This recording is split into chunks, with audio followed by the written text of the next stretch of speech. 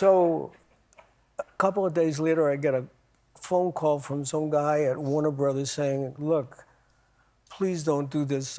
He was the poet laureate of American folk rock, a man of melody, meaning, and merciless musical opinions. Paul Simon wasn't just a songwriter. He was a sculptor of sound, chiseling out truth and beauty in 3-minute masterpieces. And if your band didn't meet his impossible standards, let's just say you'd know it. These are the 6 bands that Paul Simon reportedly hated the most. From backstage tensions to lyrical subtweets, these acts tested the patience of rock's most disciplined perfectionist. To Paul Simon, music wasn't just art. It was sacred. Grand Funk Railroad, volume over value. In the early 70s, Grand Funk Railroad was packing stadiums and selling records by the truckload.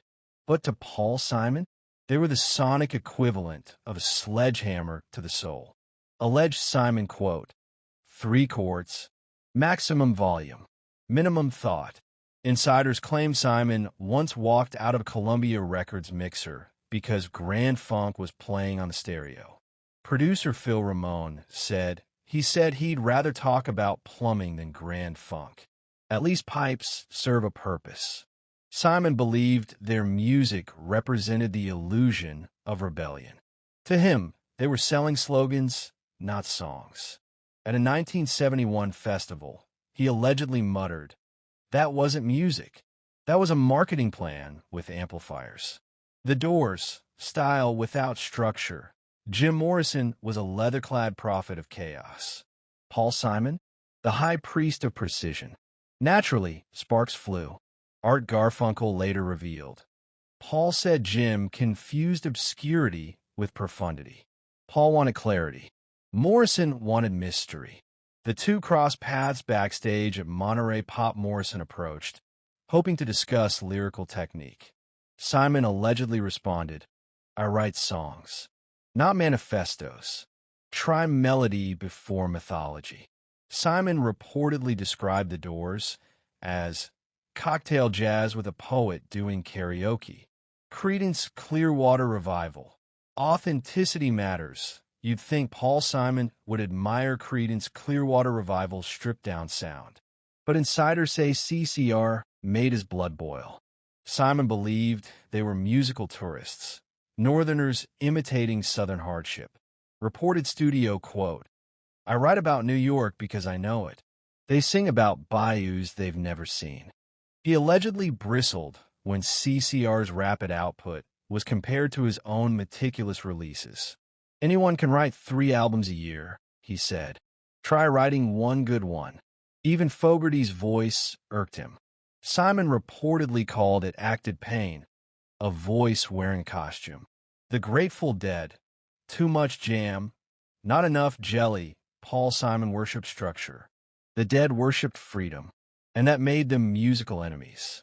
Photographer Henry Diltz recalled Simon watching the Dead's Woodstock set and whispering, "This isn't a performance. It's a rehearsal with tickets." Simon believed jam bands undermine the art of songwriting. "Improvisation is not a substitute for architecture," he reportedly said. To him, the Dead weren't just indulgent. They confused chaos with creativity. The Eagles, cowboys in Gucci boots polished. Slick, massively successful. But to Paul Simon, the Eagles were too perfect to be true. He reportedly called them manufactured outlaws, LARPing as cowboys while living like kings.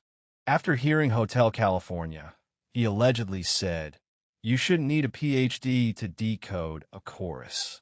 He refused party invitations if Eagles members would be there. He once remarked, "They've studied every note of rock, except the soul." When Glenn Frey mocked Simon's solo work as precious, Simon allegedly replied, "Precious requires craft. Hollow just needs a stylist." Kiss, the death of music itself, the band that drove Paul Simon into a musical existential crisis. Kiss, he reportedly called them, the triumph of marketing over music. The first time he saw them on TV, He allegedly muttered, "This isn't music. This is the funeral of songwriting." To Simon, Kiss symbolized everything wrong with American pop culture: loud, flashy, and hollow. Reported quote, "At least we're not setting our guitars on fire to distract from the notes." A 1979 award show, Gene Simmons tried to shake his hand. Simon allegedly replied, "I know who you are. The question is, do you?" When Kiss was inducted into the Rock Hall, Simon reportedly protested, "If that's the bar, let's rename it the Entertainment Hall of Fame." The perfectionist cursed to Paul Simon, music wasn't a job. It was a sacred craft, an invisible thread tying melody to meaning. When bands violated that unspoken contract, he didn't just criticize them. He grieved for music itself. Some saw arrogance. Others saw purity. But one thing's for sure, if Paul Simon hated your band, it probably meant you were doing something very loud or something very wrong. So, which one surprised you the most? Let us know in the comments, hit like, and subscribe for more deep dives into the legends who shaped music history. Thanks for watching.